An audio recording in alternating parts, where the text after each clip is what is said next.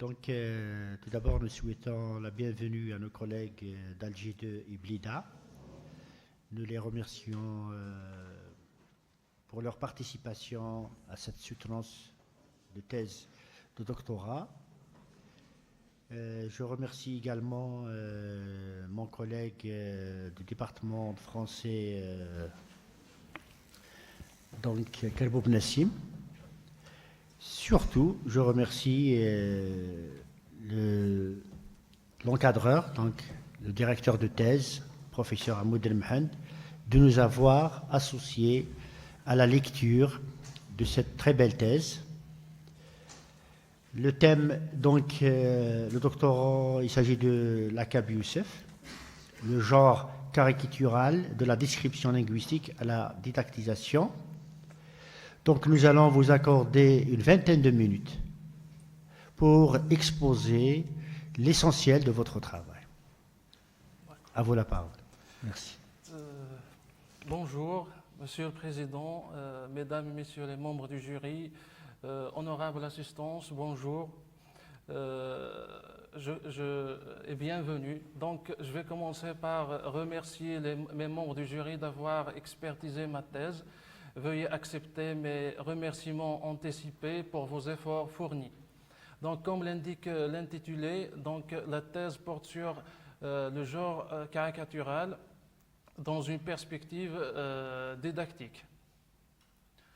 Notre intervention va donc suivre le plan qui s'affiche. Donc, l'étude que nous avons menée a deux principaux objectifs.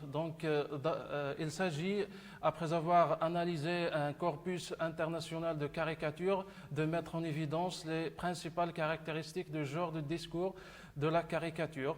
Donc, le résultat obtenu de cette analyse va nous permettre ensuite de faire des propositions didactiques favorisant l'enseignement-apprentissage du français langue étrangère au second dans des classes.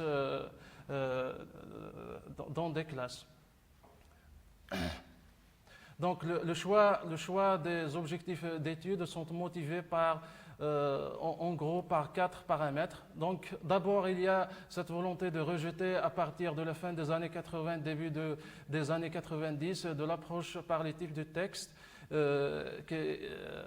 au profit de celle des genres de discours. Donc, il faut savoir ensuite que dans l'enseignement-apprentissage des langues, par séquence didactique basée sur les genres de discours est l'une des recommandations actuelles. Donc, de plus, nous avons remarqué que dans l'enseignement du français en Algérie, la logique des types de textes est encore prédominante. Enfin, il y a une sorte d'oubli ou bien de non-prise en considération sérieuse des caricatures dans les programmes et les manuels par les concepteurs des programmes, bien sûr, et des manuels. Les questions de recherche, donc les questions de base qui sous-tendent notre étude elles sont les suivantes. Donc, quelles sont les principales caractéristiques génériques des textes appartenant au genre de discours de la caricature ? La didactisation du genre caricatural peut-elle être rentable pour l'enseignement-apprentissage de français langue étrangère ou seconde? En s'appuyant sur nos informations préalables et surtout sur nos lectures, nous avons pu émettre les hypothèses de départ qui sont les suivantes. Les textes appartenant au genre des discours de la caricature présenteraient des caractéristiques riches et variées qui ne sont pas uniquement d'ordre discursif mais également artistique. La didactisation du genre de discours de la caricature serait possible et très bénéfique du moment qu'elle permettrait le développement de différentes compétences langagières, artistiques et l'amélioration des facultés d'analyse des apprenants.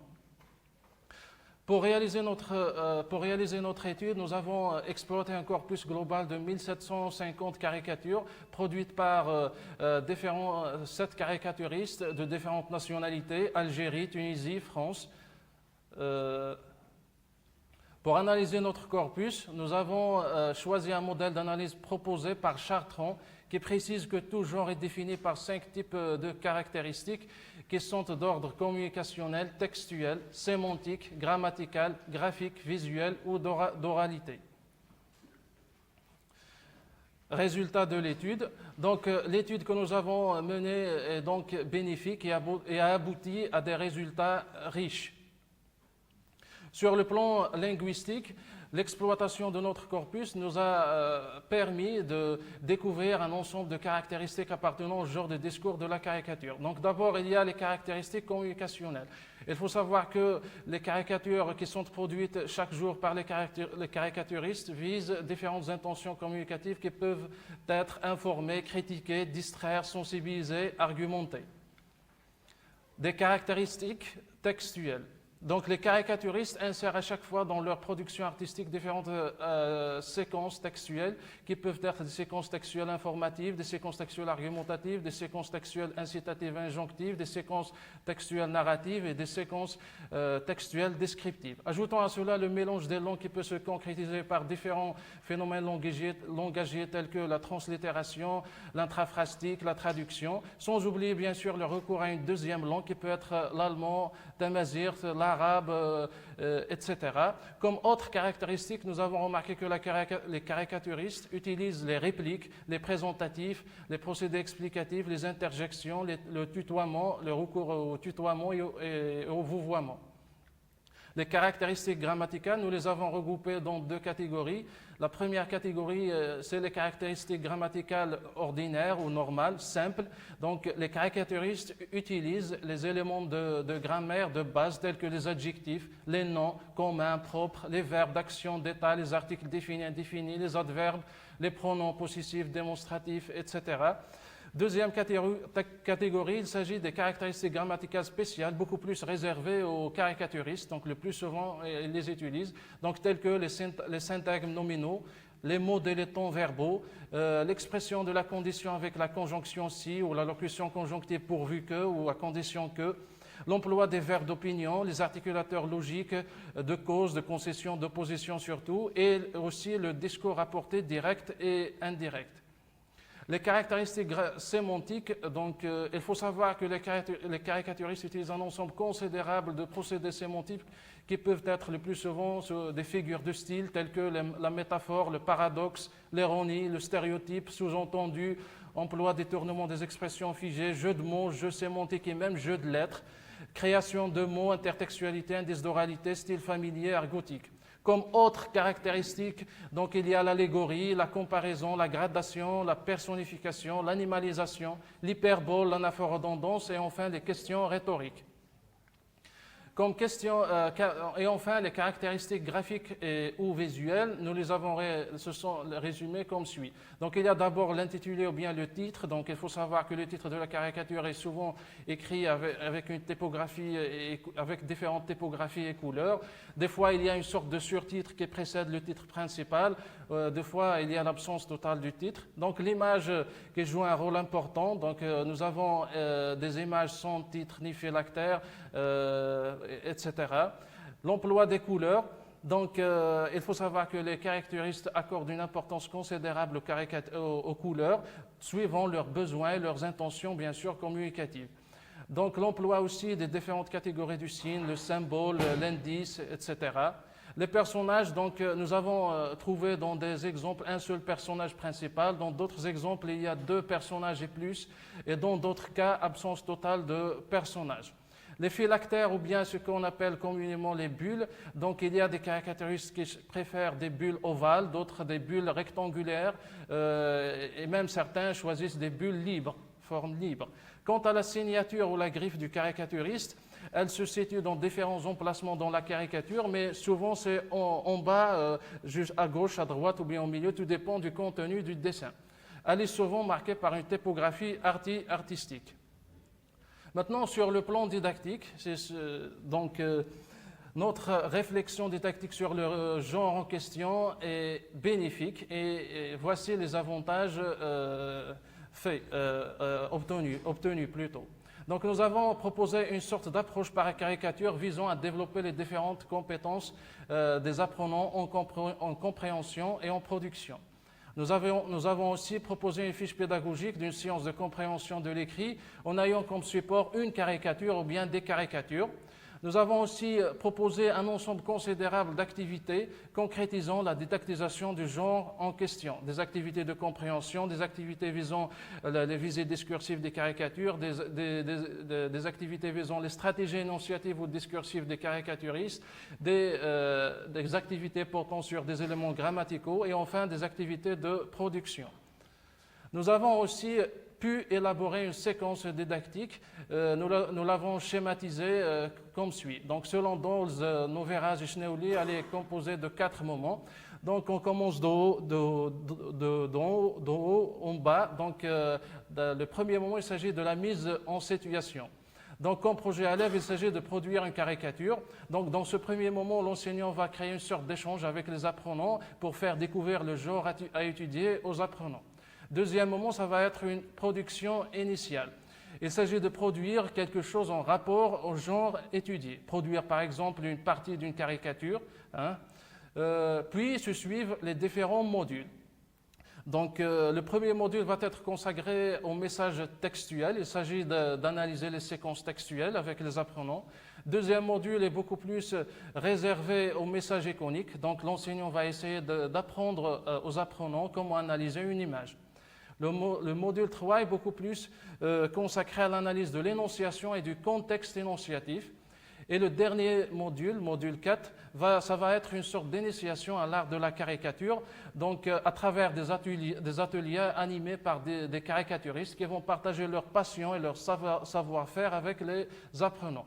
Bien sûr, l'ensemble de ces modules vont permettre à l'enseignant d'outiller ses apprenants et tout à la fois de développer leurs compétences pour ensuite arriver finalement à produire une caricature ou une partie de celle-ci. Bien sûr, cette production finale va être évaluée puisque selon Doles et Noveras, elle constitue un révélateur important des apprentissages effectués. En guise de conclusion, donc, l'étude menée confirme en quelque sorte les hypothèses émises. Donc, nous pouvons dire que le genre de discours de la caricature est l'un des genres les plus riches à didactiser et à rentabiliser en classe de FLE. Donc, aussi, le genre de discours de la caricature, donc, on peut dire qu'il est un outil didactique qui favorise le travail en classe de FLE. De plus, nous pouvons dire que notre étude a été un champ qui nous a permis de s'ouvrir à de nouvelles voies de recherche que nous aurons l'occasion d'explorer tout au long de notre parcours qui s'inscrit dans les études supérieures. Finalement, en toute humilité, nous pouvons dire que notre thèse n'est pas à considérer comme un ensemble parfait, puisque certainement il y a des manques et des questionnements qui vont susceptibles de faire évoluer encore la réflexion. Merci de votre attention. Merci pour votre belle présentation, très claire, concise. Je vous poserai la première question. Parmi vos enseignants au collège de français, oui. Citez-moi un nom. Collège Encore. Tu veux dire le primaire ou... CEM. CEM, Mouloud Bachir, Ammari, Wadi. Il y avait toi, vous plutôt. Mais j'étais encore jeune. Ah ouais, hein? Vous avez enseigné mon cousin, Morad aussi, il s'appelle Morad. Mais... Ah ouais, hein? Oui. C'était... voilà. Maintenant, ils sont là, ils sont arrivés, donc ils soutiennent sa thèse de doctorat, c'est très bien. Mais... sur de bonnes bases. Non, mais les enseignants de français étaient sévères ou non? Hein? Comment ils étaient? Sûrement. Les enseignants de langue d'une manière générale, puisque on dirait c'est le système linguistique qui leur impose cette personnalité, la maîtrise de ce système leur impose d'avoir une personnalité très sévère pour ne pas... C'est comme les maths, un système de technicité, c'est la technicité de la langue, il faut être sévère, donc sinon on ne va pas apprendre. C'est vrai, voilà. C'est vrai.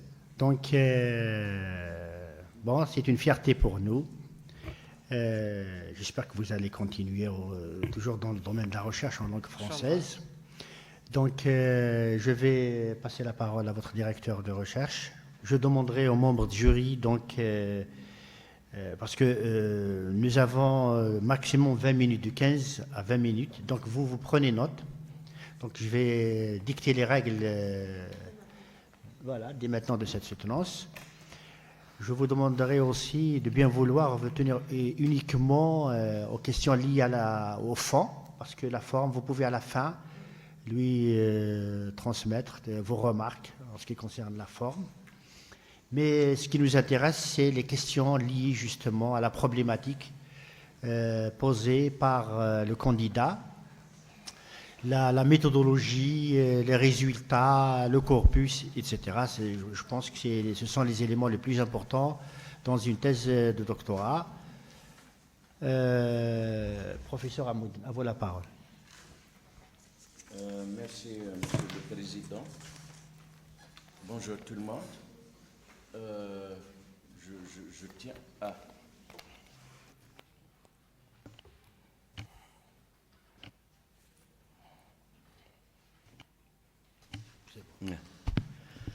Bonjour tout le monde.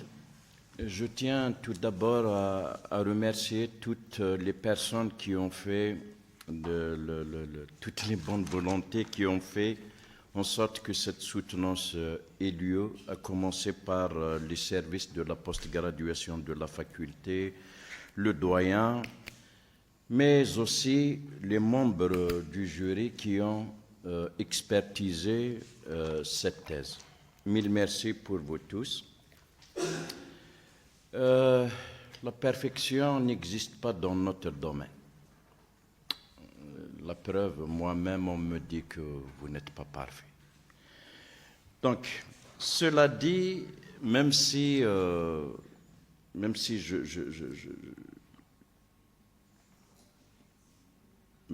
bon, la perfection n'existe pas, je tiens d'emblée à féliciter M. Lacab, d'abord d'avoir pu aller jusqu'au bout du tunnel, et puis pour la qualité de sa thèse.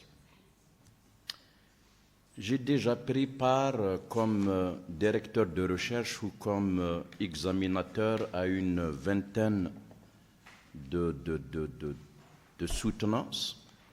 Je dois dire que en toute objectivité, j'ai très rarement eu le plaisir de lire des thèses de cette qualité et je ne me limite pas aux thèses LMD. Je parle même en ce qui concerne les thèses en sciences. Je peux dire que j'ai eu l'occasion à peine à 4 ou à 5 reprises de lire des thèses de cette qualité.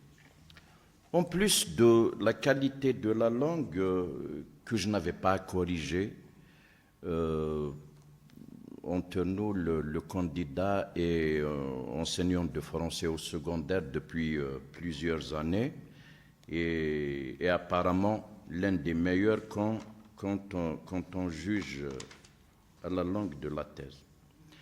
Sinon, ce qui m'a intéressé le plus, c'est la qualité des analyses. J'avoue qu'au début, j'avais quelques appréhensions quant à l'objet d'étude. Parce que contrairement à d'autres genres de discours, il y a deux qui me semblent parmi les plus élaborés, c'est les publicités et les caricatures. Les caricatures, c'est un objet plus difficile à étudier, contrairement à la publicité qui a fait l'objet de plusieurs études. La caricature n'a pas été suffisamment étudiée. Et donc, quelque part, le candidat démarre presque à partir de zéro, surtout en ce qui concerne les caricatures algériennes. Il avait du mal à trouver des écrits suffisamment décrits pour établir un état de la question. Donc j'avais peur un moment et j'ai demandé à un certain moment qu'il commence par analyser pour que j'ai une idée sur ses compétences d'analyse. j'étais agréablement surpris. Eh ben, des analyses, je vous assure, il m'a appris énormément de choses sur les procédés des caricaturistes, même si je suis un grand consommateur des caricatures, mais il m'a appris des procédés et parfois il m'arrive de lire des passages et de relire pour apprécier la qualité des analyses. Bon, je pense que sur ce plan, mes camarades qui vont certainement énumérer quelques insuffisances, mais je pense qu'ils vont lui reconnaître au moins cette qualité, la qualité de ces analyses. Sinon, sur le plan de la recherche, d'une manière générale, l'apport de la thèse, je pense qu'il a montré d'abord que l'analyse du discours est une discipline indispensable pour le didacticien. Deux, que le genre de discours de la caricature est très très riche et qu'il devrait être enseigné parce qu'on y trouve des procédés que je compare à ceux de la publicité, mais il a quelque chose de plus, en plus de la publicité, le côté artistique, le dessin, et puis peut-être l'humour, la satire, l'ironie, ce genre de procédé discursif qu'on ne trouve pas dans la publicité. Voilà, je me limite à ça. Merci, Monsieur le Président. Merci beaucoup pour justement avoir présenté le travail sous un angle positif, donc le travail mené par le doctorant. C'est vrai que la thématique est très intéressante et le corpus choisi est quand même risqué. Il a pris des risques. C'est risqué, c'est un défi. C'est un défi. Donc, M. Amouden, je vais vous donner le rapport de Mme Khaloufina Sima pour la lecture. Donc, vous, en tant que directeur de recherche, vous allez nous lire très rapidement, puisqu'elle est absente. Nous lui souhaitons de la réussite, puisqu'elle est partie sous d'autres cieux. Donc, si vous pouvez lire ce rapport. Vous me chronométrez? Oui, vous avez 15 minutes. D'accord. Donc, je vais lire le rapport rédigé par ma collègue Khaloufina Sima en tant qu'examinatrice de la thèse, que je n'ai pas encore lue, donc je pourrais faire des erreurs. Donc, la thèse soumise à notre expertise intitulée « Le genre caricatural de la description linguistique à la didactisation » a pour objet d'étude la caricature comme genre discursif favorisant l'enseignement-apprentissage du FLE. Le choix de ce sujet de recherche est tout à fait judicieux. En effet, la caricature en tant que forme d'expression multimodale, image et texte, est un support original et efficace pour travailler les compétences communicatives des apprenants, linguistiques, discursives, culturelles, voire interculturelles. Elle permet d'aborder des thématiques d'actualité liées à la culture cible tout en stimulant l'intérêt des apprenants grâce à son caractère visuel et souvent humoristique. Contrairement à d'autres thèmes de recherche très explorés en didactique du FLE, celui de la caricature reste relativement moins ciblé par les chercheurs, notamment en contexte pédagogique algérien. Le choix effectué par le doctorant se distingue donc par son originalité. S'agissant du cadre méthodologique, il présente plusieurs insuffisances. D'abord, aucune contextualisation des questions et des hypothèses de recherche n'a été effectuée. Puis, certaines questions principales et secondaires sont d'ordre théorique, n'impliquant pas donc une analyse de corpus. La réponse même à ces questions est apporté dans les différentes références bibliographiques traitant de leur objet. Apporté dans les différentes références bibliques traitant de leur objet. C'est une répétition dans le texte. Ensuite, la deuxième question de recherche, telle que posée dans l'introduction générale, à savoir, je cite, la didactisation du genre caricatural peut-elle être rentable pour l'enseignement-apprentissage du français langue étrangère au seconde, ne correspond pas à celle formulée dans le chapitre introductif. Comment peut-on mener un enseignement-apprentissage efficace de la caricature dans les classes de français? Enfin, certaines questions secondaires telles que quels sont les principes qui conditionnent l'enseignement par séquence didactique et par genre de discours, le manuel scolaire algérien accorde-t-il vraiment un intérêt certain à l'enseignement par genre de discours? Nos dérives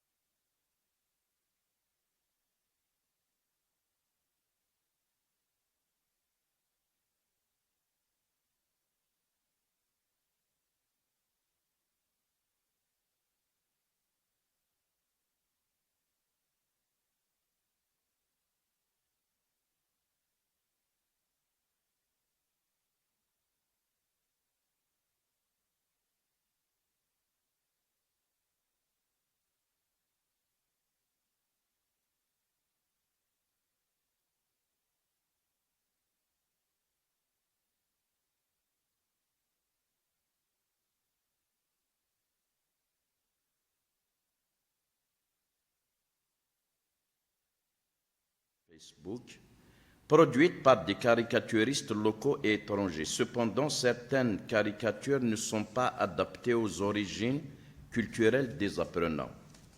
Le doctorant procède à des propositions didactiques portant sur le genre caricature tout en prenant en considération les démarches et les outils didactiques qui favorisent son insertion dans l'enseignement-apprentissage du FLE. Ces propositions démontrent le potentiel de ce genre pour développer les compétences communicatives des apprenants.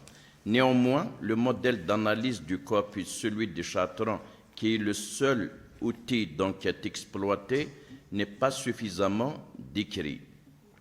3. Sources et ouvrages, la rigueur de cette thèse est assurée par la pertinence et l'actualité des sources et ouvrages consultés. En effet, toute base de données constituée par le doctorant couvre les aspects théoriques, pratiques et méthodologiques en lien avec la problématique. Les ouvrages, articles et autres sources spécifiques consultées proviennent de revues et sources scientifiques. Ceci garantit la fiabilité et la validité scientifique de l'étude.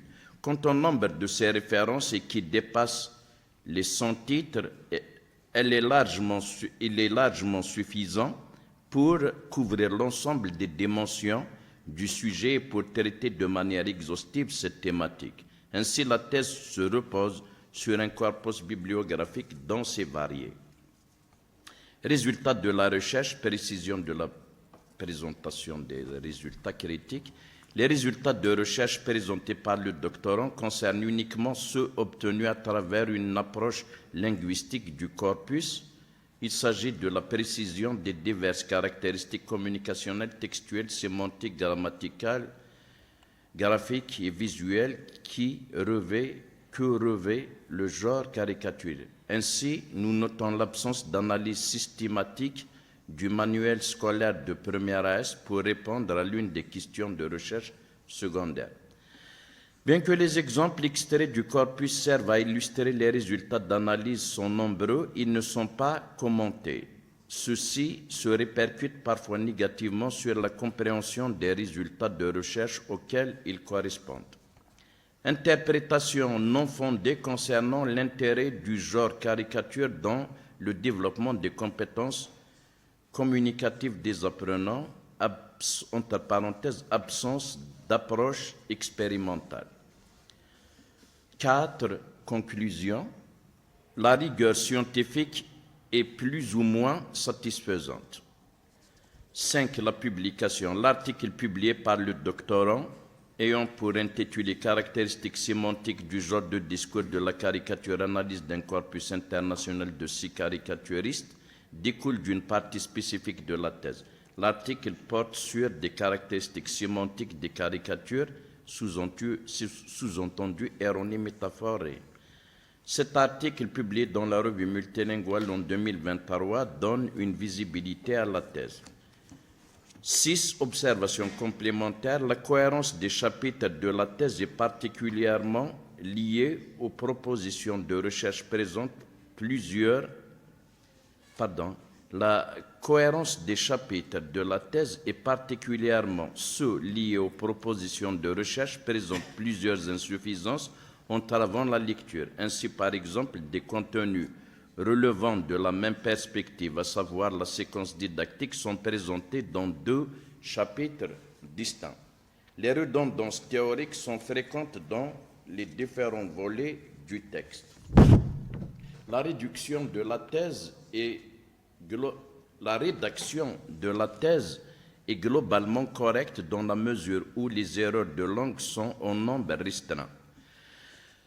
En dépit des limites soulevées précédemment sur le plan méthodologique, nous ne pouvons ignorer l'effort fourni par le doctorant qui se traduit à travers le corpus constitué, l'analyse linguistique effectuée et les propositions didactiques mises en œuvre. Compte tenu de cela, nous ne pouvons qu'émettre un avis favorable quant à sa soutenance. Merci beaucoup, professeur Amoudel, pour cette lecture du rapport. Donc là, vous devez prendre note parce que donc il y a des questions, des remarques. Vous devez à la fin répondre, d'accord? Donc je vais donner la parole à Madame Boisri et Jinaden Fatiha, professeure donc à l'université d'Alger 2, pour justement faire des remarques concernant votre thèse. Merci, Monsieur le Président. Bonjour, chers collègues et chers intervenants et étudiants. Bon, je suis là. Merci de m'avoir invité pour expertiser cette belle thèse qui m'a vraiment fait plaisir. C'est un thème qui m'intéresse énormément. Donc, je félicite aussi le candidat qui a donné un exposé très clair et très concis. Je vous félicite encore une fois. C'était une très belle thèse. La caricature, bon, je vais commencer par le social déjà. La caricature, normalement, elle devrait motiver et s'intéresser déjà à l'éducation, c'est-à-dire chez les enfants. Pourquoi? Parce que c'est un élément de réflexion. On apprend à l'enfant à réfléchir. Donc, qu'est-ce qu'on disait? On disait que le dessinateur de presse est un bon indicateur à la fois de la bonne santé, de la liberté d'expression. Dans un pays et de ce que pense une société à un moment donné. En effet, il apparaît comme un fantassin aux avant-postes de la liberté d'expression. Il est de notoriété publique que le dessinateur prend des risques dans les pays où la liberté d'expression est réduite, voire inexistante, au point d'être obligé parfois de s'exiler. Donc, de s'attaquer à ce thème-là et de le faire, je vous félicite, parce que bon, certaines universités, carrément, ils prennent ça pour...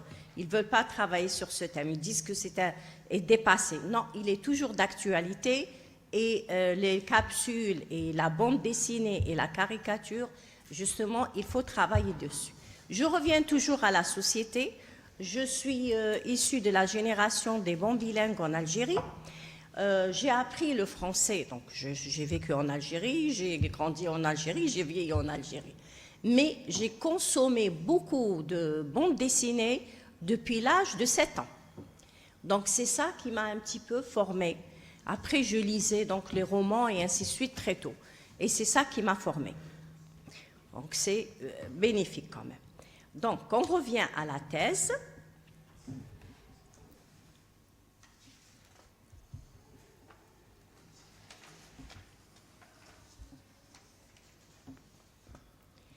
Donc les points, je vais commencer par les points forts. Le thème est innovant, bien sûr. L'étude du genre caricatural dans le domaine, c'est des points forts de la thèse, dans le domaine de la didactique est un sujet original. Votre mise en évidence de ce genre en fleu est novatrice. Je vous félicite. La structure est claire. La répartition en 8 chapitres distincts permet de suivre un cheminement logique que j'ai trouvé très logique dans votre recherche, dans votre thèse. Dans l'approche multidimensionnelle, vous abordez les caractéristiques du genre caricatural sous plusieurs angles, qui, franchement, qui m'a fait plaisir.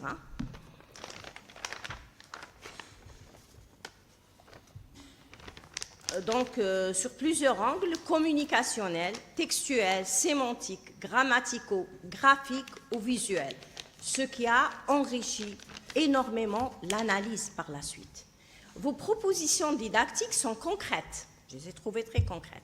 La conception des séquences donc didactiques et d'activités pratiques montre un ancrage solide dans l'application pédagogique et la faisabilité de faisabilité de votre recherche et de vos propositions.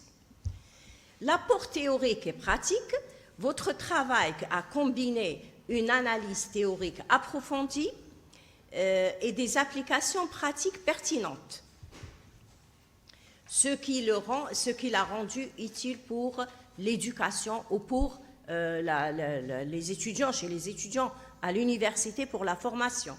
Parce qu'on ne peut pas enseigner, transférer toute cette partie-là si on n'a pas eu une bonne formation. Maintenant, je reviens aux points faibles. Bon, les points faibles, c'est rattrapable de toute façon, c'est les répétitions des idées. Certaines informations sont répétées plusieurs fois dans le texte, dans le corps du texte, ce qui rend la lecture un peu plus lourde par moment. Donc, il faut reprendre ça. Je vais vous laisser après les documents, comme ça vous allez reprendre tout ça facilement. Parce moi, j'aimerais que cette thèse soit publiée, franchement. La longueur des phrases aussi, les phrases longues et complexes peuvent rendre la compréhension difficile. Il serait bénéfique de les simplifier et d'aérer le texte. J'ai repris tout ça, je vais vous le montrer tout à l'heure et je vais vous laisser le manque de concision aussi. Donc, certains passages gagneraient à être plus concis pour éviter les redondances et maintenir un rythme de lecture fluide. L'ancrage textuel, bien que le contexte algérien soit mentionné, une analyse comparative avec d'autres contextes éducatifs aurait pu renforcer la portée de votre étude. Donc, développer aussi le développement des bases théoriques, vous auriez pu approfondir encore davantage certaines bases théoriques sur l'analyse des genres discursifs. Maintenant, l'apport. La thèse présente franchement une précieuse contribution à la didactique des langues, en démontrant la valeur pédagogique du genre caricatural. Elle propose un modèle d'enseignement innovant, il n'y a rien à dire.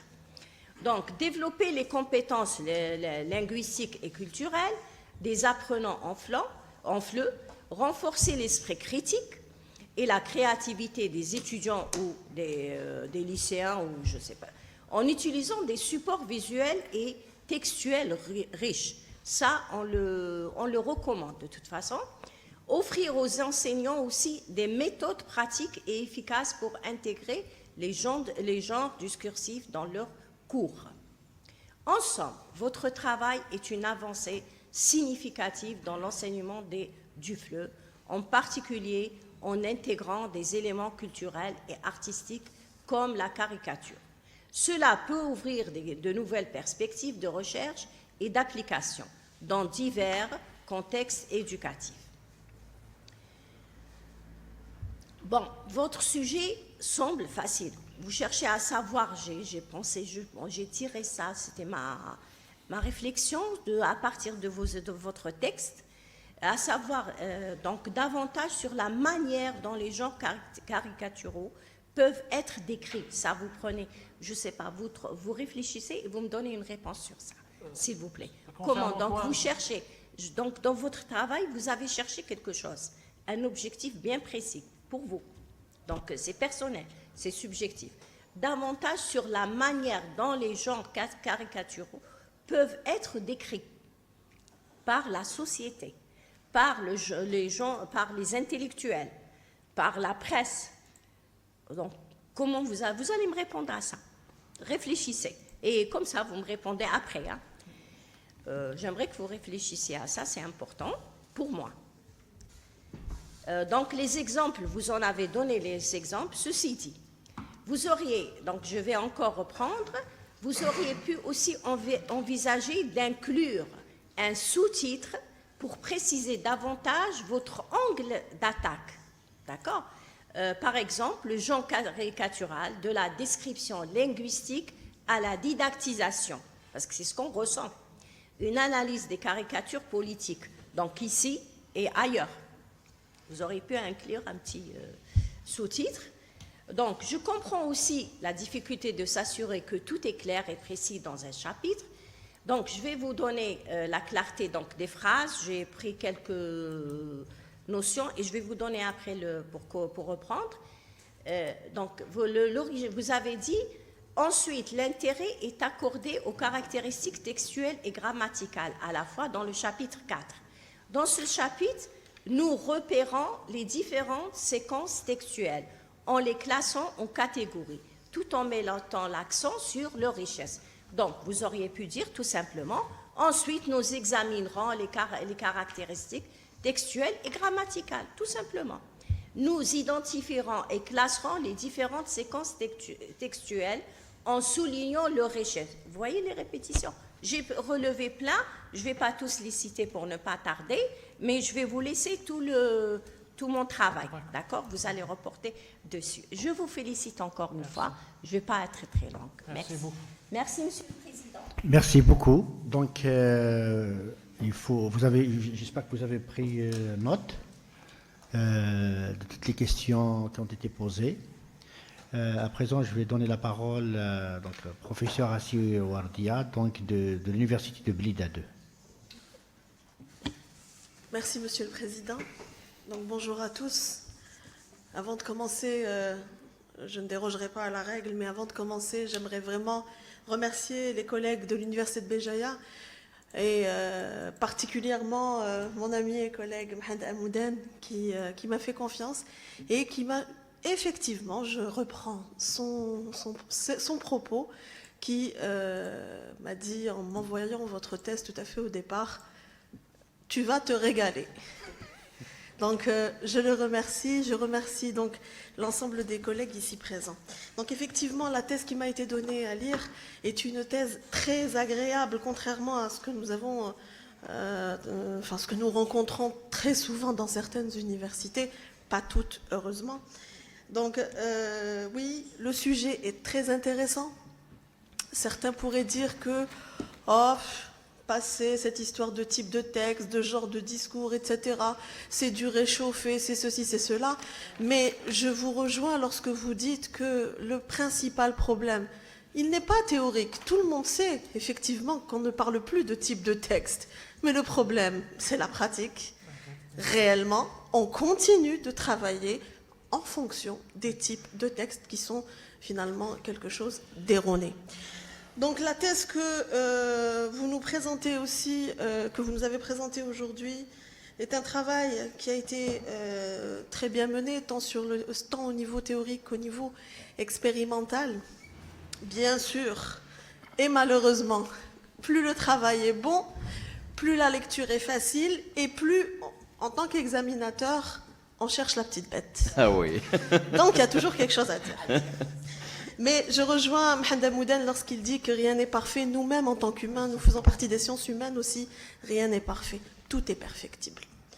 Donc la thèse en question est une thèse qui nous est parvenue en un seul volume de plus de 460 pages. Elle se structure en 8 grands chapitres. 8 chapitres, j'essaierai de ne pas répéter les remarques qui ont été faites par mes 2 collègues, à savoir le professeur Idjinaden et le docteur Makhloufi. Donc 8 grands chapitres qui, justement, que vous arrivez à lier de façon, que d'ailleurs je vous dis le mot que j'ai utilisé, de façon magistrale. Le corpus que vous avez étudié est un corpus colossal. Réunir 1750 caricatures, franchement, chapeau. 250 caricatures par caricaturiste ou artiste, il fallait le faire, mais après, c'est bien, mais après je me dis, c'est peut-être trop. Et c'est ce qui pourrait expliquer certains manques, sur lesquels je reviendrai dans un petit moment. J'ai beaucoup apprécié votre capacité à définir la notion de didactisation. Alors effectivement, en didactique, que ce soit en master ou en doctorat, dans beaucoup de cas, surtout en sociodidactique, on est toujours à parler de didactisation de quelque chose. En général, didactisation, soit d'une notion littéraire, d'une notion qui nous vient de la linguistique, des sciences du langage de façon générale. Mais qu'est-ce que c'est que la didactisation? Alors j'ai beaucoup apprécié parce que vous partez certes donc, des travaux, par exemple de Cuc, que vous citez d'ailleurs, lorsque vous commencez par cela, et vous allez plus loin en donnant votre propre interprétation. Et franchement, ça a été l'élément qui m'a le plus plu, parce qu'on voit finalement votre propre interprétation en tant que chercheur, et votre positionnement dans cette question-là. Maintenant, j'éviterai tout ce qui est formel, ça je pense que vous le reprendrez. Il y a quelques petits, c'est normal, quelques petites coquilles par-ci par-là. Il faudra donc les reprendre. Si vous voulez nos documents, on vous les enverra à travers votre directeur de thèse sans aucun problème. Alors, vous dites déjà à la page 7 que le genre caricatural est complètement ignoré dans le système éducatif. J'ai envie de vous dire, bon, de dire que c'est ignoré, oui, peut-être. Très ignoré, peut-être. Très ignoré, peut-être. Mais complètement. Je vous ai dit, ça c'est une affirmation gratuite. D'autant que dans votre thèse, vous ne nous présentez aucune analyse. D'ailleurs, c'est pour ça que je rejoins ce qu'a dit tout à l'heure Madame Makhloufi dans son rapport. Il n'y a pas d'analyse du manuel qui pourrait venir justement sous-tendre votre constat. Votre constat, finalement, est gratuit. Et il faudrait donc rajouter 1 ou 2 références qui prouveraient ce que vous dites. Et éviter justement l'utilisation d'adverbes qui vont plus vous desservir que vous servir. Et ça, c'est quelque chose qui se répète dans votre thèse. Vous avez cette tendance à utiliser des adverbes, mais je pense que ça, c'est beaucoup plus l'incursion de l'oral sur l'écrit. Peut-être que déjà, en parlant, vous utilisez beaucoup les adverbes. Ensuite, au sujet du passage de type de texte au genre de discours, effectivement, mais ça me rappelle quelque chose, c'est juste pour l'anecdote.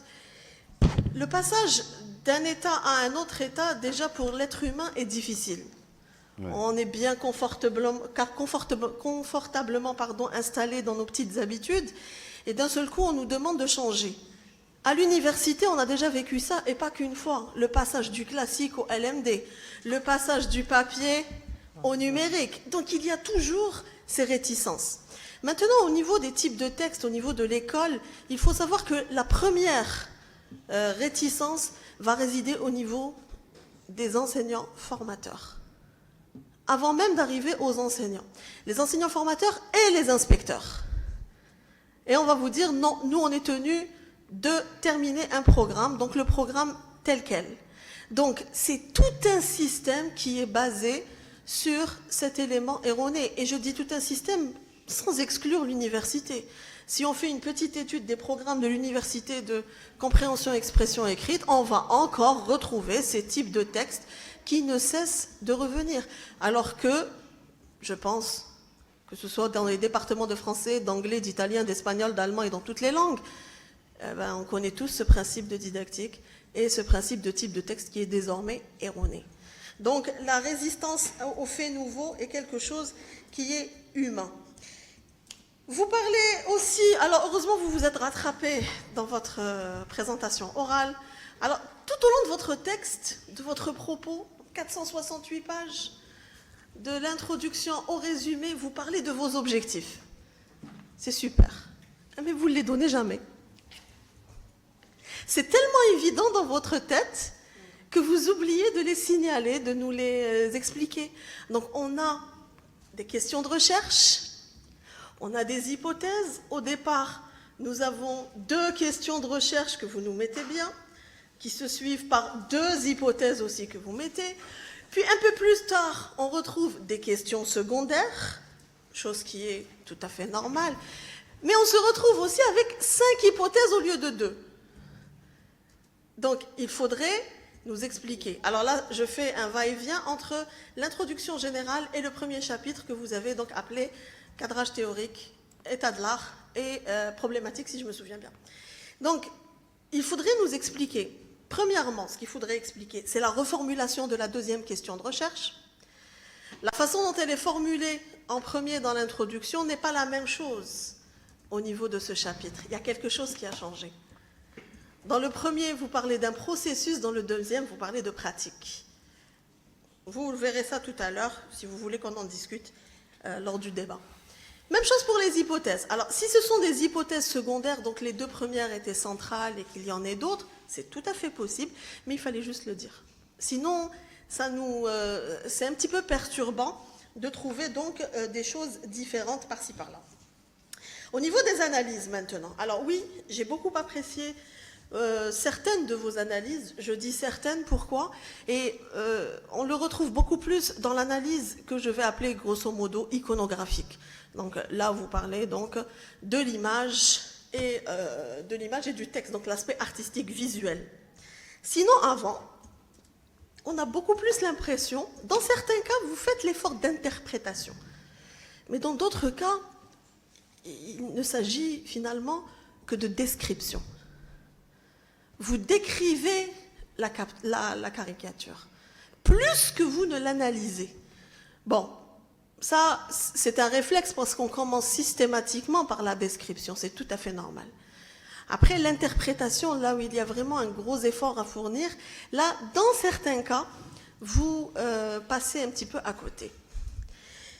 Par ailleurs, comme il n'y a pas de... Enfin, je ne sais pas, en tout cas, moi, je n'ai pas reçu de volume annexe. Les descriptions, enfin, les analyses et descriptions que vous faites de certaines caricatures que vous nous mettez sous forme de code. Par exemple, comment il s'appelle Oui, de la page 146, 147, 153, 154, 165, 166, 176, 178, par exemple, ça c'est pour le chapitre 3. En fait, on vous croit sur parole. Vous savez que la caricature, ce qui lui donne tout son sens, c'est justement ce lien que l'on fait, et vous le dites bien, entre le texte et le dessin. L'aspect linguistique, l'aspect artistique.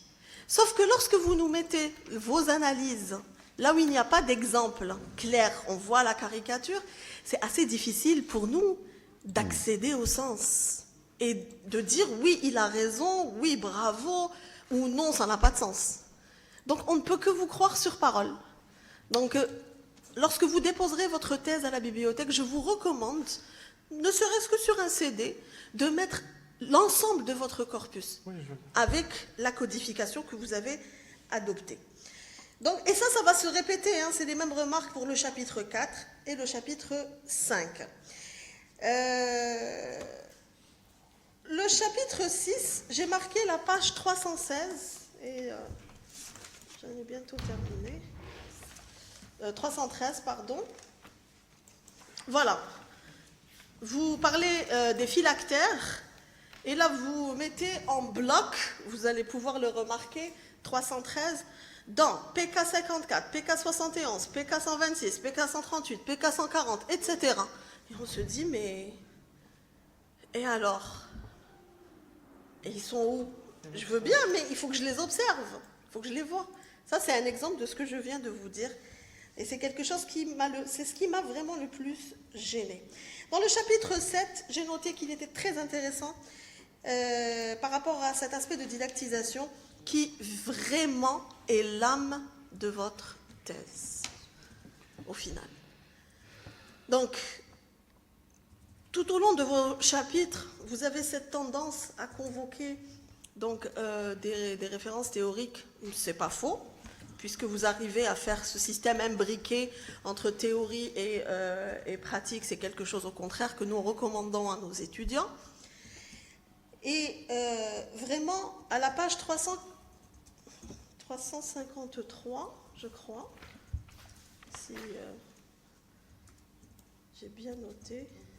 Non. Voilà. Alors, si j'ai bien noté, alors vous avez mis une caricature. Les enfants, j'ai une bonne nouvelle pour vous. Il n'y aura pas d'examen cette année. Et en face, une classe vide. Ça m'a rappelé tout simplement ce que nous avons vécu l'an dernier. Cette année, les absences ne sont pas comptabilisées. Qu'est-ce qui s'est passé? Les classes se sont vidées au fur et à mesure. De cette façon, à travers cette caricature, on comprend que la présence en cours, ce n'est pas la formation qui intéresse certains apprenants, c'est beaucoup plus l'évaluation finale. Ouais. La note, et uniquement la note. Donc, si vous aviez mis ce texte tout seul, on n'aurait pas pu comprendre. C'est le contexte entier de la caricature qui lui donne ce sens. Et c'est justement là que vos activités que vous avez mises en place dans le chapitre 7 et 8, et principalement le 8, que tout prend sens. Vous parlez de la contextualisation, c'est bien, mais dans vos analyses, vous ne l'appliquez pas. Dans les analyses, je vous ai dit, vous ne nous mettez pas en contexte quand vous analysez.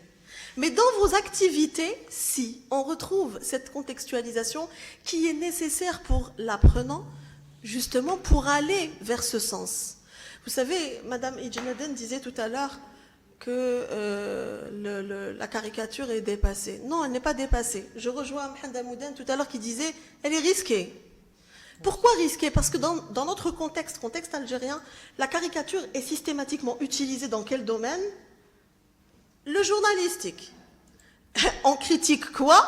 La politique. Voilà. Donc c'est risqué. Et c'est un petit peu la même chose dans toutes les sociétés du monde.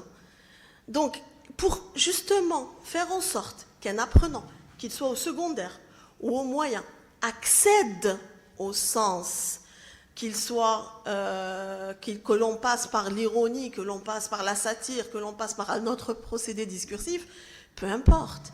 Mais ça va être difficile parce que beaucoup de nos apprenants ont des barrières, surtout au niveau linguistique. Donc, les activités que vous avez mises en place m'ont beaucoup plu parce que vous commencez justement par essayer d'instaurer le linguistique pour aller vers la caricature et enfin pour accéder au sens de celle-ci, aussi subtil soit-il.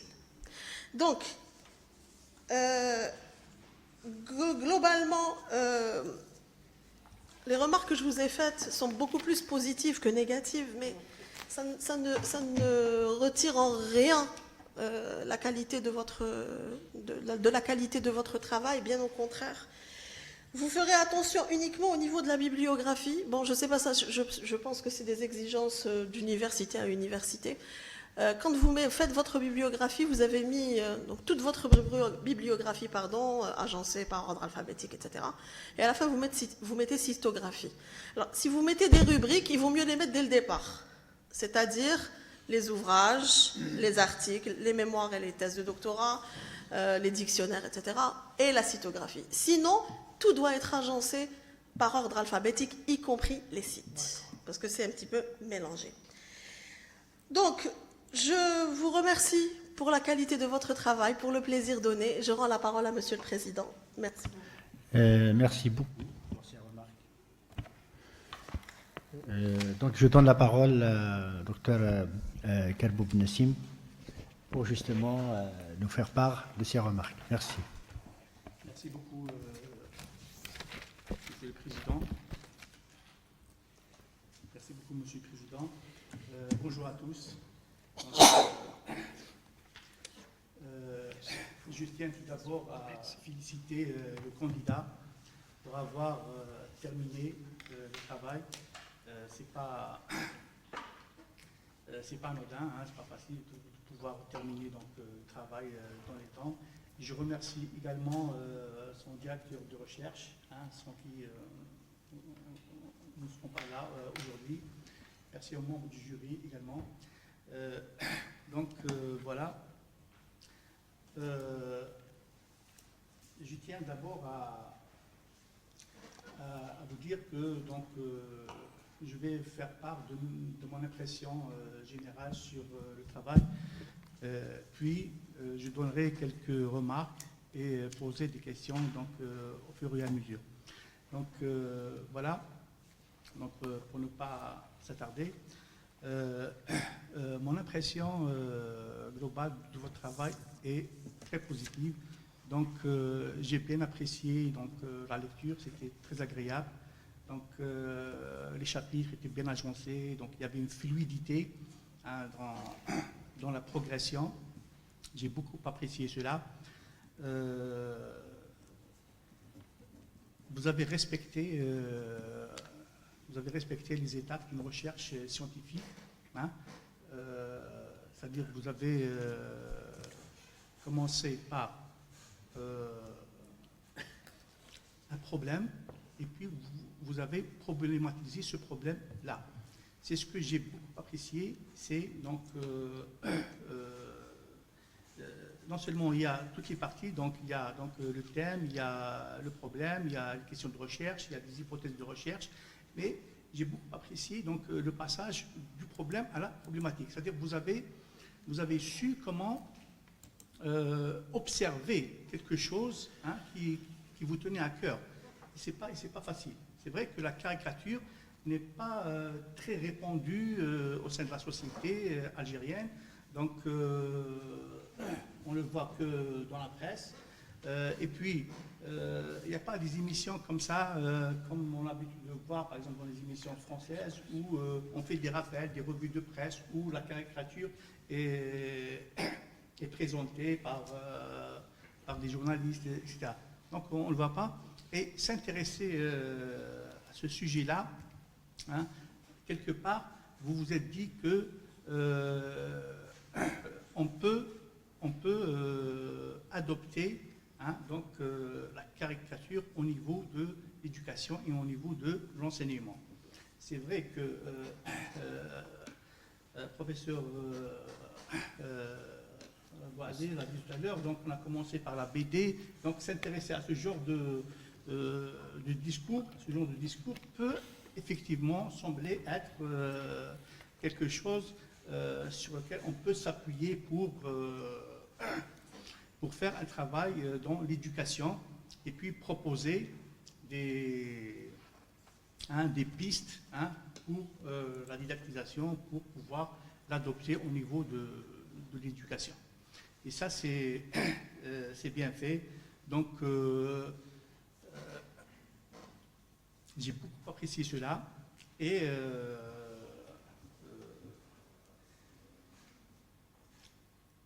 voilà. Donc, vous avez aussi, en problématisant, vous avez donné toutes les composantes de la problématique. Il y a des questions de recherche, hein, il y a des hypothèses de recherche, il y a un état de l'art. Quoique j'ai une remarque par rapport à l'état de l'art, on va en parler tout à l'heure, mes collègues on en parlait, c'est-à-dire vous avez uniquement établi une liste, hein, une liste de travaux antérieurs, alors qu'il s'agissait de montrer des limites. Voilà. Et dans cette liste-là, j'ai vu qu'il y avait une thèse de doctorat, donc il fallait peut-être nous donner les résultats de cette thèse. C'est-à-dire, parce que le but de l'état de l'art, hein, la question, c'est de pouvoir dire que je connais donc les travaux qui ont été menés, c'est-à-dire j'ai lu, j'ai compris, hein, et moi, hein, en tant que chercheur, je vais aller vers cet aspect-là. Donc, c'est ça. Donc, quand vous donnez comme ça une liste exhaustive, donc ça peut ne pas être... voilà. Donc, mais sinon, c'est bien rédigé, donc ça, je l'ai déjà dit. Alors, à propos donc, des remarques, je vais donner quelques remarques très rapidement, comme ça, puis je vais poser des questions. Donc, voilà, sur la page 7, donc j'ai remarqué une référence, c'est-à-dire vous donnez multilingual comme étant auteur, alors que les normes APA, donc vous donnez le nom de l'auteur, pas de la revue. Donc ça, je suppose que vous avez, dans le feu de l'action, vous avez mis ça, c'est la page 7. Puis, donc, ce que je vais donner là, ça se répète. Hein. Donc, je donne uniquement la remarque. Donc, vous avez aussi mélangé un petit peu P points et 2 points.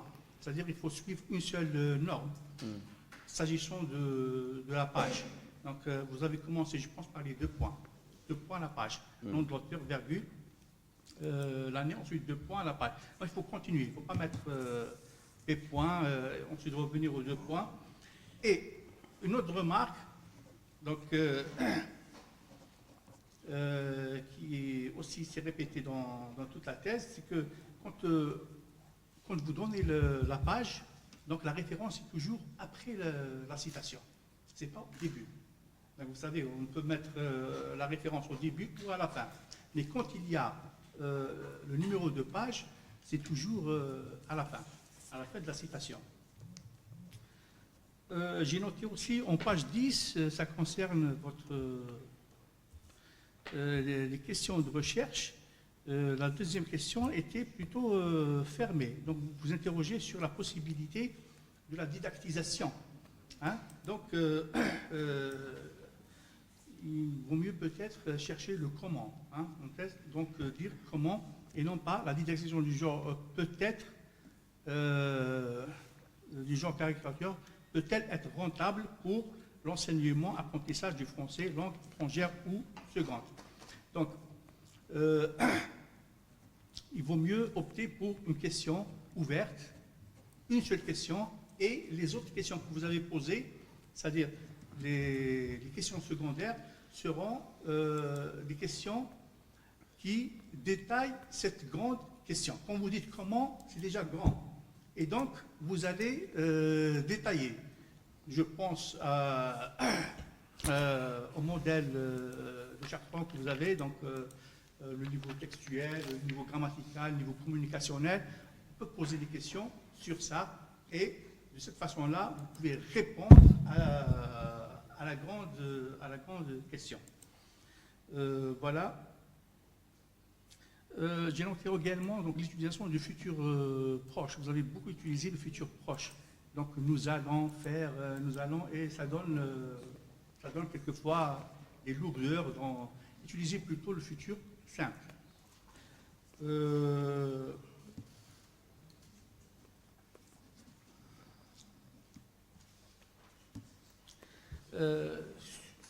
Si je continue sur les normes APA, vous avez utilisé aussi les expressions latines. Donc, dans les normes APA, on nous dit qu'il ne faut pas utiliser les expressions latines, donc ibid, etc. Donc, il faut plutôt reprendre la référence. Voilà. Les sites également, donc j'aurais aimé que vous, quand on donne le site, vous dites simplement consultez-le.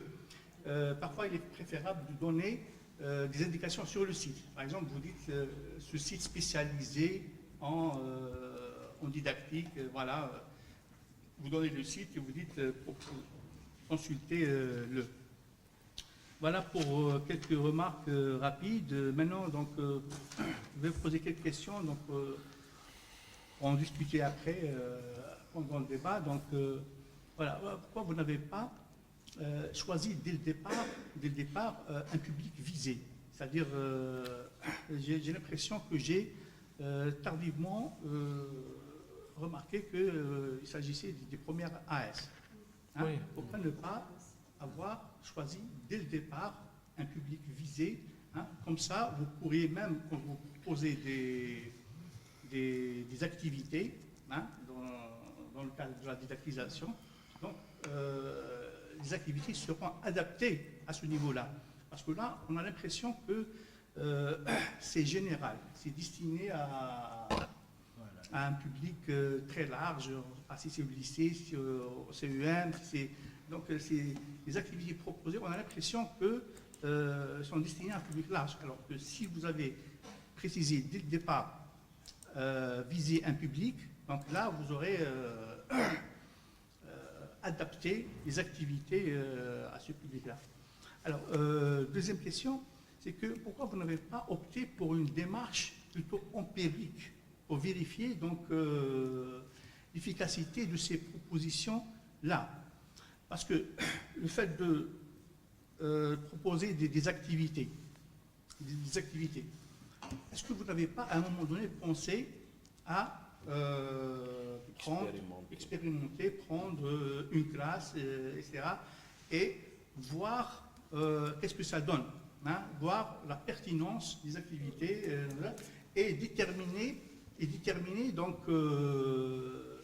les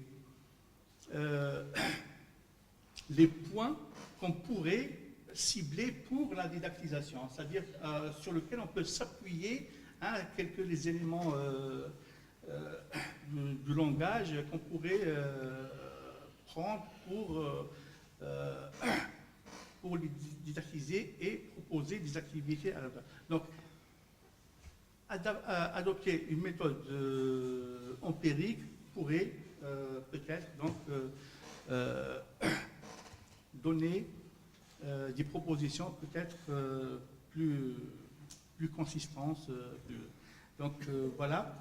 Une dernière question, ça je la pose à tout le monde, comme ça, c'est si vous aviez en face de vous un enseignant, maintenant, hein, comment pouvez-vous le convaincre, hein, d'adopter donc la caricature comme outil pour enseigner en FLE? Quels sont vos arguments? Très bonne question. Donc voilà, je m'arrête là pour nous parler. Merci, merci. Merci beaucoup, chers collègues, pour toutes ces questions. Donc, à présent, je vais terminer. Je vais essayer de vous poser quelques questions aussi, en tant que président de jury. Donc, j'ai quelques remarques à vous faire.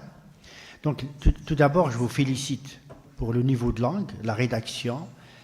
Franchement, ça a été une thèse très facile à lire.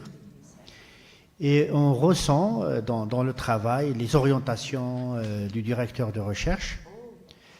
Quand un doctorant a la chance d'être bien orienté, franchement, on le ressent dans la lecture de la thèse. Ça, c'est très intéressant parce que, comme j'ai beaucoup travaillé avec le professeur Hamouden, donc je retrouve ses enseignements, pour ne pas dire son style, dans la rédaction, dans la thèse. Franchement, parce que nous sommes, quand on est doctorant, en réalité, nous sommes dans la formation doctorale. Oui. Et beaucoup de doctorants l'oublient, ils se mettent dans la peau directement des chercheurs, alors que dans la réalité, ils sont dans la peau de formation. On leur offre des formations, ils doivent participer à des séminaires, assister à des conférences, des colloques, etc. C'est ça le doctorant. Il doit tout le temps se former et c'est comme ça qu'on acquiert son propre style de recherche, de rédaction scientifique. Donc, ce point de vue, je suis vraiment très content. La méthodologie suivie, les outils théoriques choisis sont vraiment très pertinents. On ressent une certaine rigueur scientifique, ça c'est très important. Cependant, je suis resté sur ma faim, sur un certain nombre d'éléments. Docteur Kerboub donc a soulevé certaines questions. Justement, je voulais vous poser donc une question qui concerne justement l'expérimentation. Pourquoi vous n'avez pas choisi de mener une expérience pour nous, justement, nous montrer, parce que quand on lit la thèse, il y a quelque chose qui manque. On ressent comme quoi il y a quelque chose qui manque. Vous avez raté quelque chose. Parce que généralement, les didacticiens, quand on fait une thèse en didactique, il y a une expérimentation, on nous montre les résultats concrets sur le terrain. Vous avez un public en Algérie, la langue française elle est enseignée au primaire, au collège et au lycée. Donc vous auriez dû, surtout en ce qui concerne la caricature, parce que pourquoi? Ce corpus, pourquoi beaucoup de gens ne le choisissent pas? Pourquoi beaucoup de gens ne l'étudient pas en Algérie? C'est lié à la nature du discours. Le discours mené dans la caricature, c'est pas comme la bande dessinée. Attention. Subversif. Voilà, c'est subversif, c'est politique, etc. J'ai vu quelques caricatures de dilemme, par exemple, et parfois ça pose problème. Ce qui m'amène à vous poser la deuxième question, pourquoi vous n'avez pas aussi, dans votre recherche, soulevé les questions liées à la culture? Vous avez ignoré dans votre analyse les traits culturels qui sont contenus, transmis à travers la caricature. Parce que la caricature, parfois, brise certains tabous, beaucoup de choses. Hein. Moi, je me souviens des caricatures de dilemme des années 90, etc. Il faut les voir. Hein. C'est comme le théâtre, par exemple. La caricature, elle est là pour briser, dénoncer, même les traditions, les traits culturels. Et imaginez-vous devant un enfant au collège, quand vous lui montrez, quand il voit sur un journal à la maison ou sur Internet, une caricature de Dilem Ali. Donc, quelle est sa réaction? On aurait aimé, par exemple, voir une petite enquête, par exemple. Pourquoi? Parce que mademoiselle Makhloufi a soulevé la contextualisation des questions et hypothèses de recherche. Il fallait contextualiser la problématique, surtout puisque vous êtes en Algérie. C'est un terrain particulier, hein? D'accord? Donc, voilà. Vous n'avez pas aussi précisé un public, donc le public bien précis. Il fallait choisir un public précis pour comprendre un petit peu votre démarche. Est-ce que vous pouvez nous dire que peut justement apporter la caricature pour l'enseignement des langues étrangères dans votre travail pour le français? Qu'est-ce qu'elle peut apporter à la fin, en conclusion, que peut apporter l'enseignement de la caricature? Vous avez parlé de la caricature, vous avez décrit les éléments visuels, des linguistiques, etc., la graphie, tous les éléments qui concernent la caricature. Est-ce que, en tant qu'enseignant de français au primaire, CEM, lycée, à l'université, ça peut apporter quelque chose? Ça peut faciliter l'apprentissage de la langue française. Pourquoi on a souvent recours à des textes, des romans, des nouvelles, etc. Et on n'étudie pas, on n'exploite pas comme support la caricature. Voilà, donc vous pouvez, je vous donne la parole pour essayer de répondre, mais synthétiser, ne pas citer les noms. Ne répondez pas individuellement. Vous faites une synthèse, d'accord?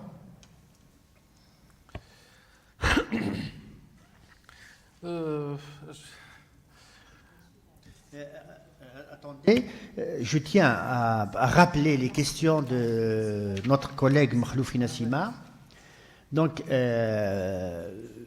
aucune contextualisation des questions et hypothèses de recherche. Certaines questions sont d'ordre théorique.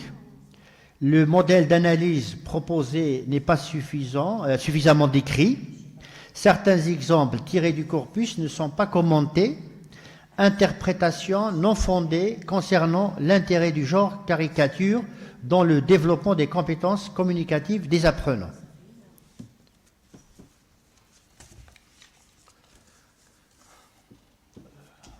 Je vais essayer de répondre aléatoirement. Donc, concernant l'expérimentation sur le terrain, je vous assure, c'est une idée qui a été programmée, mais peut-être faute de temps. On n'a pas pu mener, mais c'est dans ma démarche, je vais le faire après, donc mener une enquête sur le terrain, questionnaire aux enseignants, etc. C'est très important puisque ça va confirmer en quelque sorte ce qu'on fait. C'est le terrain, en quelque sorte, qui va nous donner une vision qui confirme d'une manière ou d'une autre ce que nous menons théoriquement dans notre thèse. La question de culture, c'est très importante en relation aux caricatures. Je l'ai essayé moi-même, donc j'ai fait une séance, je pense, de production orale. J'ai proposé une caricature, c'était la classe terminale. Je leur ai proposé une caricature de dilemme. Ça parle des massacres du 8 mai 1945, je me souviens. Un ministre qui est face à un cimetière plein de pierres tombales, etc. J'ai voulu, en tant que chercheur, je n'ai pas encore soutenu, voir leur vision, comment ils vont se comporter avec l'image. D'abord, au début, ils ont trouvé des difficultés, peut-être c'est leur première fois, mais dès que je leur ai donné une petite clé comme ça, l'image, texte, etc., ils ont commencé, je vous assure, ils ont commencé à rafaler d'interprétation, de description. Et ce qui est très important, c'est cet aspect culturel. Et cet humour qui anime l'atmosphère des pratiques enseignantes, c'est très important, puisque on a tendance à enseigner, c'est comme un standard, un enseignement standard, il n'y a pas vraiment... mais l'humour, l'intervention de l'humour, mais ça pose un problème, comme vous l'avez dit, concernant l'aspect culturel. Des fois, je sais pas, on est dans une société un peu, peut-être, qui a certaines limites, côté religion, côté politique, etc. Donc c'est difficile d'une manière ou d'une autre, mais je pense... Dans ce cas-là, il faut choisir, les caricatures à exploiter, ce n'est pas n'importe quelle, pour éviter peut-être de tomber dans ce genre de problème. Concernant le public, peut-être je n'ai pas suffisamment j'ai pas suffisamment précisé et contextualisé, mais j'ai quand même mentionné que je vise d'une manière ou d'une autre la première année au lycée. Voilà. Donc on est enseignant, quand on voit vraiment le manuel, on trouve un faible recours à la caricature juste en expression orale. Donc chacun, comment on l'appelle, expression, production, donc concernant la terminologie, c'est aussi un autre problème. Mais j'ai trouvé juste en expression orale quelques BD comme ça, quelques caricatures. Mais je n'ai pas trouvé vraiment en compréhension de l'écrit ou bien une sérieuse exploitation de la caricature. Donc elle n'est pas complètement ignorée. Non. Hein? Elle n'est pas complètement ignorée. Pas complètement, mais... Pas complètement. Expression orale, mais comment? C'est-à-dire 2 questions, 3 et on passe. Donc ce n'est pas vraiment une exploitation sérieuse de ce support. Voilà. Concernant les remarques de M. Kerboub concernant la méthodologie, oui, en quelque sorte, il y a des mots, comme je viens de le dire lors de ma présentation. Peut-être que ça revient, je vous assure, la méthodologie, je l'ai apprise avec la thèse, puisque à l'ENS, on a fait l'ENS directement l'enseignant. Côté méthodologique, elle est absente. Ma méthodologie, je l'ai apprise en exploitant voilà, la thèse, etc. Et de plus en plus, j'ai appris beaucoup de choses. Pourquoi c'est très important, c'est j'ai appris ce que veut dire l'autonomie dans l'apprentissage. À chaque fois qu'on creuse, on trouve quelque chose de très important. Waouh! Donc c'est une curiosité qui me pousse à aller toujours voilà, avancer, etc. C'est ça, je pense, le goût du savoir. Voilà. Comment convaincre un enseignant pour utiliser les caricatures? Comment convaincre? Déjà, dans ce secteur d'éducation, je pense qu'il y a des problèmes, beaucoup de problèmes. Donc, arriver pour convaincre un enseignant, il faut bien sûr des études sur le terrain, etc., voir leur avis, etc. Mais comment je vais... quels seraient les avantages? Que diriez-vous Voilà. par rapport, d'autant que dans votre thèse, Ah, il y a une affirmation qui dans dit, ce- voilà, il y a beaucoup d'avantages à utiliser la caricature. Dans ce cas-là, il faut, Lesquels? oui. Donc il faut d'abord insister, je pense, c'est mon propre avis, donc je pense insister sur l'aspect formatif, la formation de l'enseignant, même si on n'est pas parfait, enseignant n'est pas parfait, c'est pas essayer de les préparer à l'exploitation de ce support. Donc il faut une préparation voilà, préalable pour arriver à dire à l'enseignant qu'il faut utiliser, etc. Donc la caricature reste un support aussi, c'est un, comme a précisé Martine Joly, et je pense, elle a dit décrypter pour arriver à découvrir le secret du message. La caricature, c'est comme des maximes. En peu de mots, mais lorsqu'on commence à interpréter, c'est un puits sémantique. C'est fascinant. Il y a pas, à chaque fois que tu te dis c'est fini, le sens est là, mais lorsqu'on creuse davantage, on trouve d'autres éléments à interpréter. Oui, c'est ça, c'est là. Chacun a sa manière de l'interpréter. Voilà, Oui, oui. exactement. Peut-être vous avez oublié la question de... Il faut qu'il n'a pas terminé. Oui, mais je l'ai laissé en dernier puisque je ne l'ai pas encore vraiment. Pardon, Oui, bien sûr, bien sûr, bien sûr. je voulais juste parler de quelque chose. Bon, je vois que, bon, on est ici, donc un nombre de collègues de différentes universités. Quand on a un doctorat, par exemple, M. Amiden, il a fait ce doctorat-là, vous auriez pu, moi j'enseigne le module, j'assure le module, l'analyse du manuel. Donc chaque année, ça fait plusieurs années. Et j'ai mes masterants qui travaillent sur, justement, je les pousse à exploiter le manuel et de proposer comme proposition, Des remèdes. outil de motivation, la caricature, la BD, la capsule et tout ça. Il y a eu des masters. Donc si vous m'aviez contacté, je vous aurais... voilà, il faut apprendre aux étudiants d'aller dans d'autres universités, de demander à travers les enseignants. Ça, on apprend. La caricature, à l'époque aussi, moi, quand j'ai commencé à enseigner en 1980, l'expression orale, justement, on commençait par la caricature, par un élément au tableau. À l'époque, je me rappelle qu'il y avait un problème de Mexique, le chapeau mexicain, le ballon mexicain et tout ça. Et on commençait avec ça.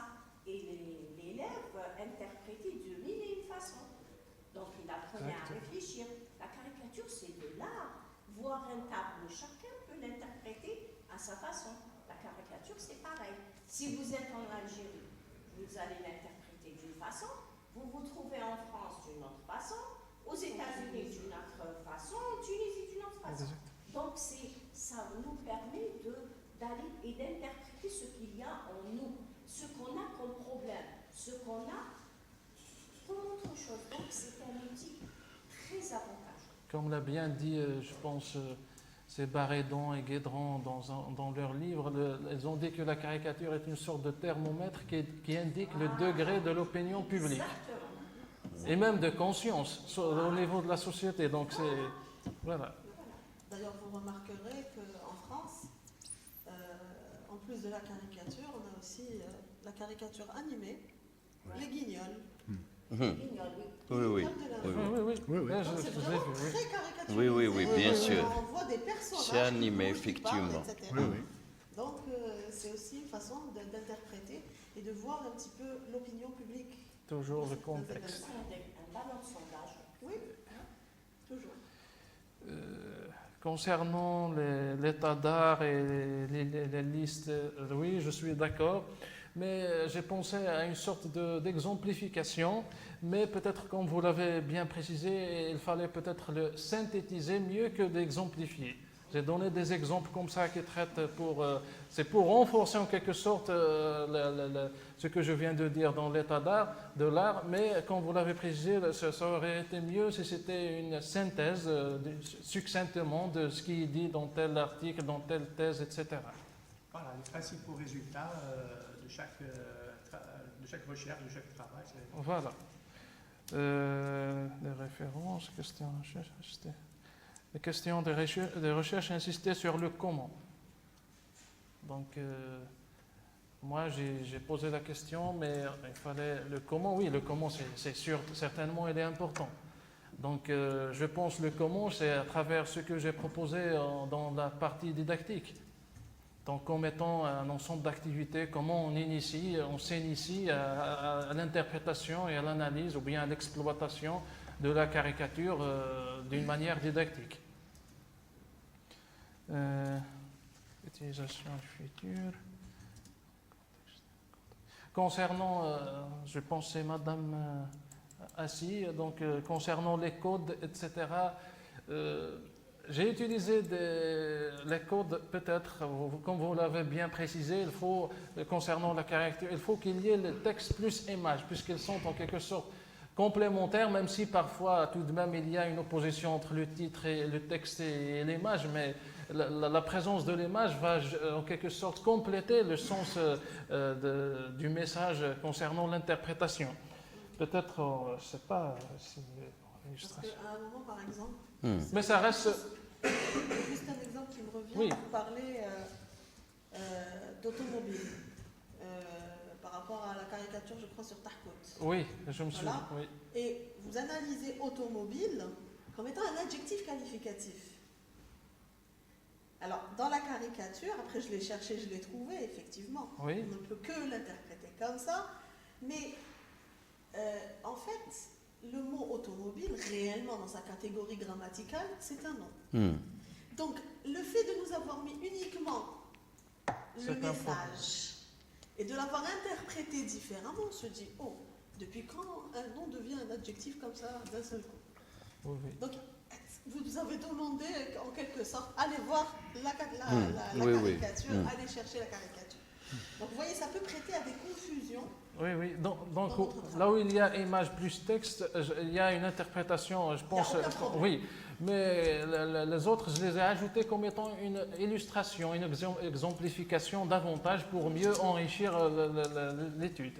Voilà. Sinon, les caricatures, elles sont dans le corpus, mais honnêtement, je tiens, je ne sais pas pour soi-disant faire passer comme ça pour se débarrasser, mais sérieusement, j'ai essayé juste d'être un peu d'une manière synthétique. J'ai donné juste l'essentiel. Le problème ne se pose pas. Vous avez donné l'essentiel, mais ce qui aurait été meilleur, c'est que vous ajoutiez un volume.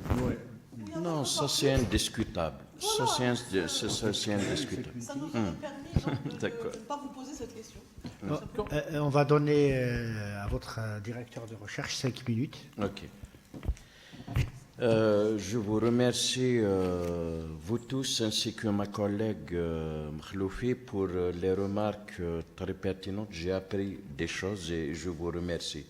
C'est un plaisir de découvrir qu'on peut encore apprendre et ça fait plaisir. Je commence par cette histoire des annexes. Moi, je pensais que sur la plateforme Regress, je l'appelle Regress. Je ne pourrais jamais l'appeler comme les appellent les autres, parce que je m'oppose entièrement et catégoriquement à cette plateforme. Donc sur la plateforme Regress, je pensais qu'il y avait les annexes. Moi, je n'ai pas accédé à ça parce que mon rapport a été inséré par le vice-doyen, donc je ne touche même pas à ça, je ne le touche que quand je suis obligé. Donc, s'il devait à chaque fois donner les images, les exemples, la thèse aurait eu 2000. Donc je lui ai dit, tu prends 2-3 exemples, tu les expliques. Ensuite, tu dis, ce n'est pas uniquement dans ces tarois qu'on a vu, le même procédé, on la repère dans tel numéro 35 et ainsi de suite, pour que les gens vérifient. Mais Wardiya, tu aurais dû me dire, dès que tu commences la thèse, tu vois, il n'y a pas d'annexe, tu aurais dû m'écrire, me dire, et les annexes, elles sont où? J'aurais pu envoyer le drive, par exemple. Donc, je présente mes excuses, j'aurais dû être attentif, mais je pensais que c'était sur Regress. Concernant les intérêts concernant d'abord la question à laquelle il a échappé, la question qu'il a contournée concernant sa posture quant à la bande dessinée, plutôt à la caricature, j'ai senti qu'il adorait les caricaturistes, qu'il défendait ce qu'ils font et que pour lui, c'est un modèle de courage, de trucs comme ça. Et je vous assure qu'à un certain moment, je lui dis, ça c'est de la subjectivité.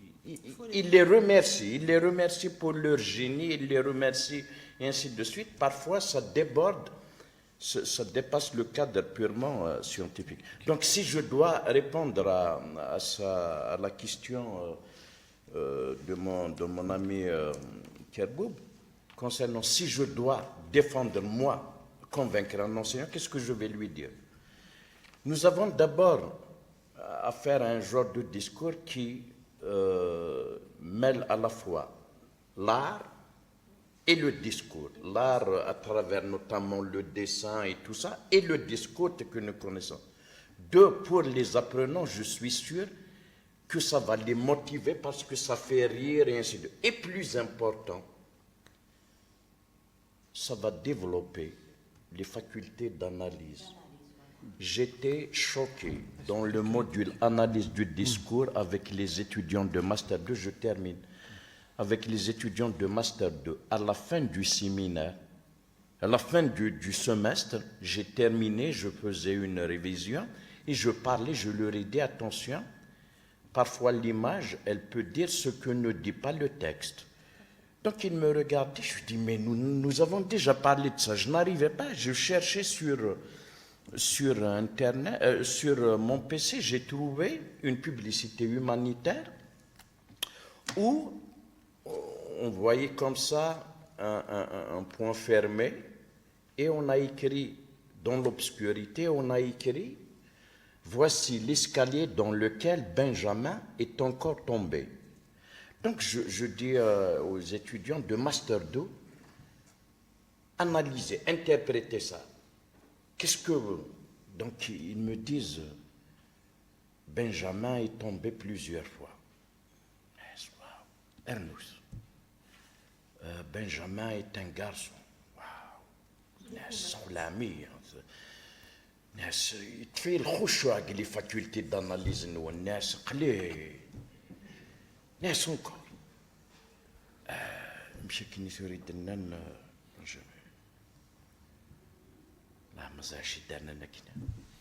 est-ce d'accord, l'image, elle veut dire quoi ici, cette image?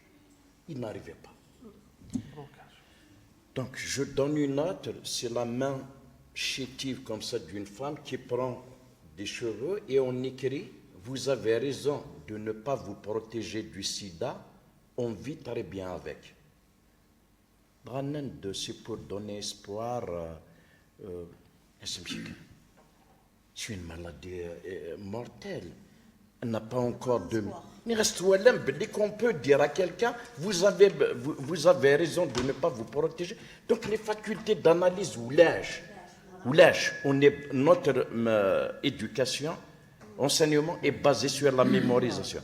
Donc avec des supports comme ça, la publicité, on va développer ce qui manque, les facultés d'analyse. Merci. Merci beaucoup, M. Amodel. Merci.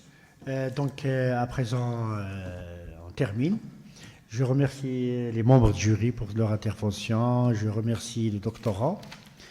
Donc, à présent, vous allez me laisser pour délibérer. Dans 10 minutes maximum, vous allez revenir pour les délibérations. Merci.